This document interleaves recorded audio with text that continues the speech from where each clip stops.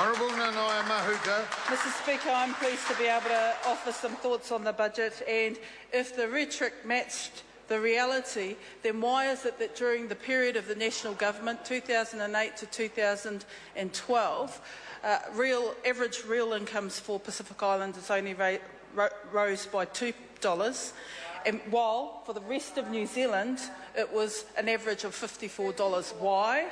Because the personal taxation threshold that was introduced by National only benefits the high income. Most Pacific Islanders, like many Māori, are actually not in the high income bracket. So if the rhetoric matched the reality, then there would be some very serious responses to householders of Māori and Pacific who are saying, what has this budget really done for me? So how does the government measure up against the household test of a Māori and Pacific whānau? I would tend to agree very badly. Because some of the questions that would be asked is, does it enable more money to come into my household? Well, simply no. No.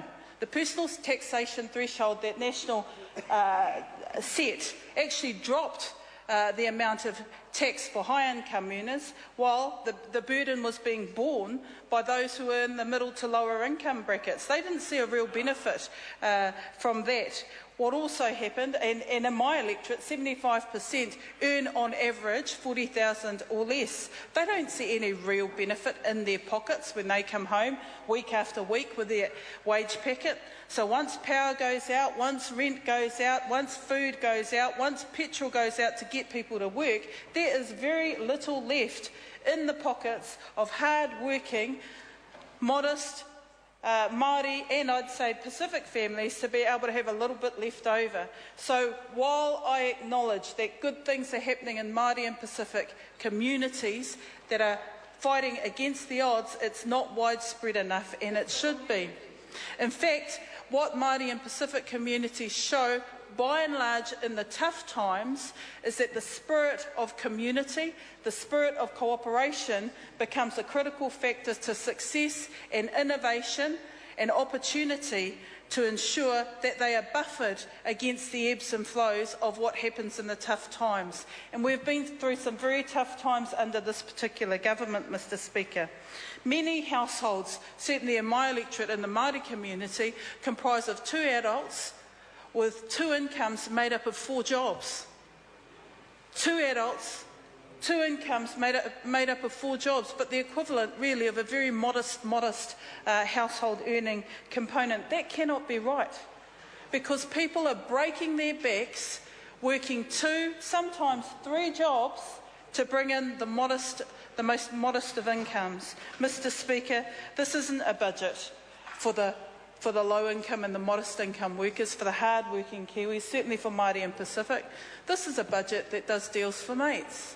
Let's look at it. Again, Mr Speaker, the cost of living challenges for many whānau will not be alleviated by this budget. As I said, power prices are going up. Old people on fixed incomes dread winter time. They choose which lights they turn on at night. They choose whether or not to have a heater on to heat the whole house or just one little room, and it is difficult. So while I acknowledge on the other side that money has been set aside for warm homes, let me say this. For many Māori and Pacific families, they are renting private rentals. And many of those private landlords, because I've had the briefings in my own electorate from the people who actually do the insulation schemes, they cannot encourage enough private homeowners who are renting those homes out to take up the subsidy. Why? It's a measly, what, $2,300 odd of a subsidy, of an amount that they pay on top of the subsidy they get. Well, because they want more money from their tenants. And it's such a silly justification, but this is some of the realities that many of those renters are facing when they hear the rhetoric about more money being put aside for warm homes, yet those landlords aren't taking up the subsidies because they've got to fork out a little bit more money to be able to insulate those homes so that kids can feel warm at night, so that they don't have to get the colds that so many of them do, especially in damp older homes. Mr Speaker, I don't think the regional petrol tax is a benefit to a lot of people who are really forking out quite a bit to get to and from work.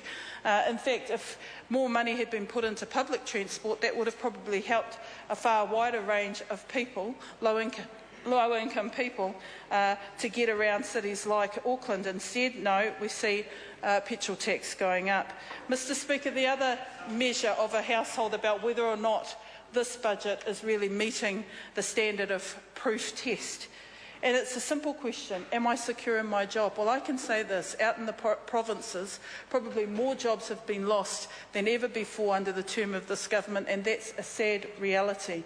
The sad reality is that in many provincial towns, people lament the loss of 10, 20 jobs, as small as that number may seem to the House, but that's 10, 20 incomes into that little town. In a town like mine, Huntly, where we survive on the back of the coal mines, losing 67 jobs under the recent restructure of Solid Energy was a huge blow to the community. And we lamented that because we knew that the median age of the people that were losing their jobs were actually too old to travel over to Australia and work in the mines over there. So they did have to re-skill. They did have to try and look for other jobs in our own community, and sadly, many of them couldn't be placed. But that is the reality of the provinces. The simple measure for a lot of households in terms of this budget is knowing that there is job growth happening, and simply under this government it isn't happening fast enough. The provinces tell a very different story. They tell a story where they want some hope, where they want some opportunity to be able to do things, work differently, have regional growth commitments and investment opportunities, so local people can be employed in their own communities. No, that's not the case. They do have to travel to Australia. And under this government, we have seen more people go over to Australia than ever before. Why? Because it's easier to be a fly-in, fly-out worker, go over there for 6 weeks, come back for 2 weeks to your whānau, than actually find a job that pays well over here. That's a sad indictment of where New Zealand's priorities are under the national government. But it wouldn't be that case under a Labour-led government, because we recognise the importance of the regions and of the provinces. We recognise the importance of people being able to work in their own community. We recognise the importance of ensuring that central, local government and business collaborations are absolutely vital to the future of our country, and we recognise that at the end of the day, New Zealand's a great place to live, and we have to have Kiwi jobs here for our own people so that they do not see Australia as the land of opportunity. We have to look back here. Mr Speaker, this budget, from the viewpoint of education, cannot be a success. If we look at the huge challenge to improve Māori and Pacific education, the stellar policy that has been held up is charter schools. Well, it simply will not fix a lot of the issues out there. Yet it has been paraded as doing just that. What charter schools will do is siphon off public money into private companies for a profit, with little or no public accountability for how they're delivering education to those students, to those parents and to those communities. How can that be good? Mr Speaker, I do want to recognise there are some small gains. Māori trade training has always been an opportunity to invest in the space of skills, and it has shown over time that it can be a very positive investment.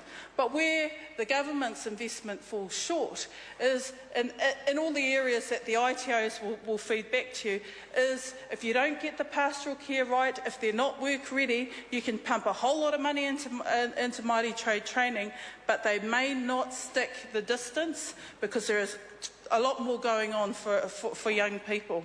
Now, I'm not putting this challenge on the government alone, but it is a challenge that should be recognised if you want Māori trade training to be successful and to ensure that more Māori are going to lift their skills to be able to take up opportunity.